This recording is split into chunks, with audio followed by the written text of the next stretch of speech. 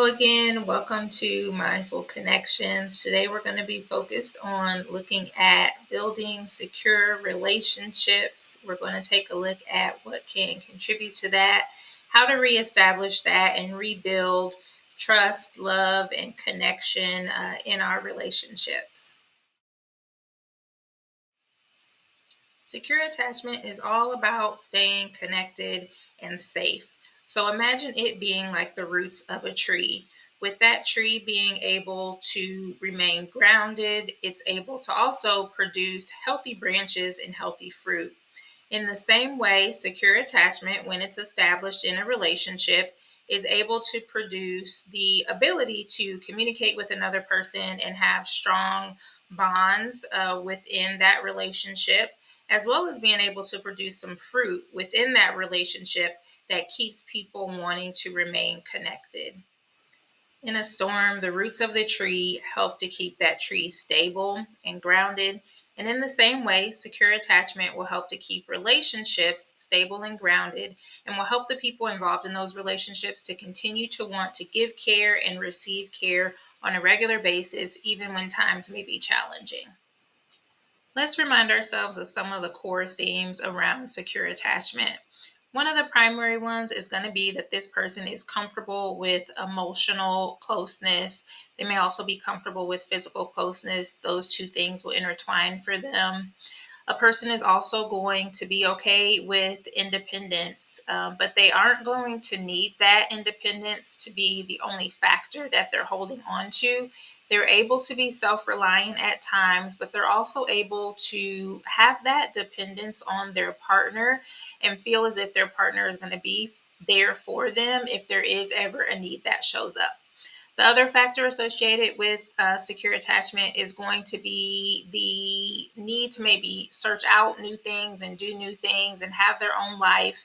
But again, it's going to be within a sense of balance. So they're not going to do those things at the detriment of the relationship itself. A person with secure attachment is going to be able to consider the needs of their partner, although not making those the primary needs all the time. They are going to take the time to explore what those needs look like and how they can provide for those as well.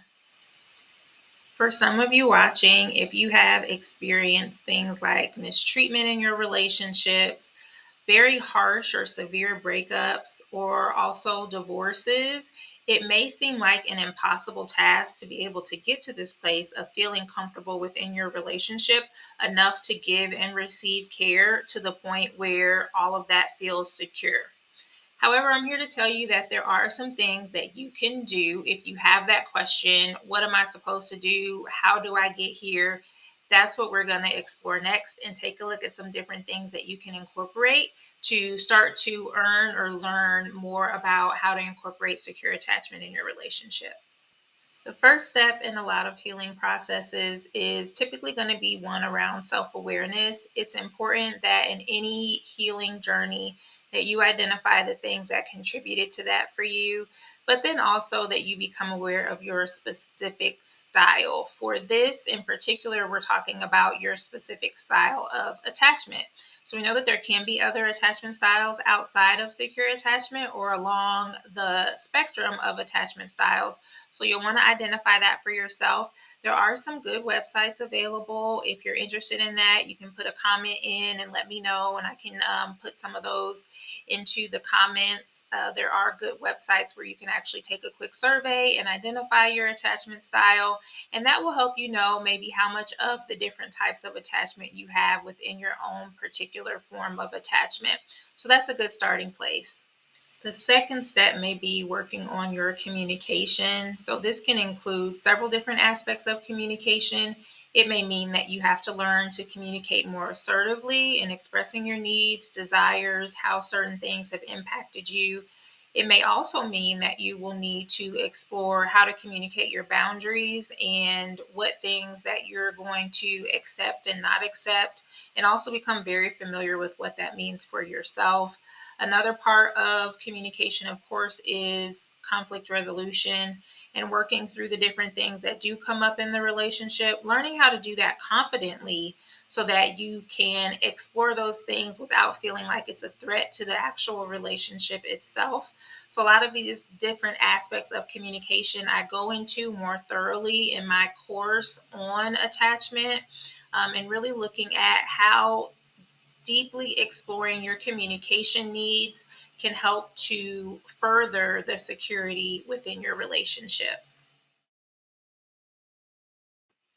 Another way in which you can start to work towards secure attachment is in practicing to build trust. If you've had some challenges with relationships previously, there's going to be a chance that trust has been broken and that you don't have as much maybe hope or optimism when it comes to people and their ability to hold that space of trust for you or to be trustworthy for you.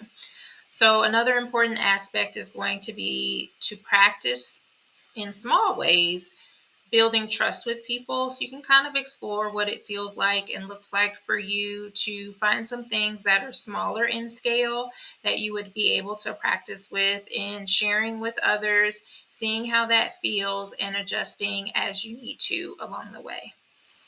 Last but not least, secure attachment isn't just about avoiding hurt. Relationships aren't just about avoiding hurt. They're also about finding the things that you can enjoy and exploring new adventures in life. So, that is actually the fourth step that you would want to try and incorporate. You want to give yourself a chance to find out what actually brings you joy. What do you get excited about? Go out and explore and try to incorporate some of that in some of your daily routines or weekly routines. See if you can give yourself an opportunity to do something new so that you can know what it feels like to have that in your life and to hold on to something like that. Building secure attachment after major life changes isn't just about finding a new partner and creating a new relationship. It's also about being able to enjoy the life that you want to live. So, knowing some of these different things that we've talked about today will help you explore how to get closer to the life that you actually appreciate and love living. You have the ability to shape your life and have more established connections, more secure connections in your life once you begin to work on your secure attachment. Those things that you learn and identify and begin to incorporate will certainly help you to establish a more fulfilled life overall. Thank you for joining me on another installment of Mindful Connections. If this happened to resonate with you, please feel free to like, subscribe, and share with your family and friends if you feel like they could actually benefit from this information as well. As always, I appreciate you joining me and participating through comments and other means. Please feel free to also check in with some of my other social media outlets if it so moves you. Until then, and until next time, stay inspired, Misfits.